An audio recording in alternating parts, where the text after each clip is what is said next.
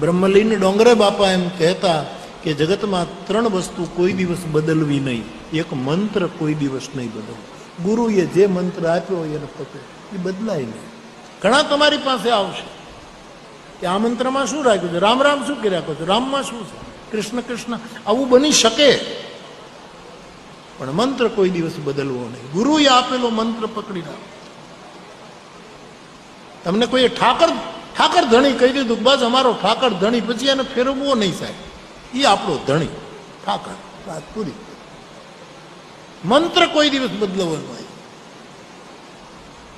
બીજું માળા, આપણને કોઈએ માળા આપી હોય, બેરખો આપ્યો હોય તો એ પછી બદલવો નહીં કે લાવ તો તારો બહુ સારો છે, આ તું લઈ જા. એના હાટાપાટા ન કરતા બીજાના કરજો.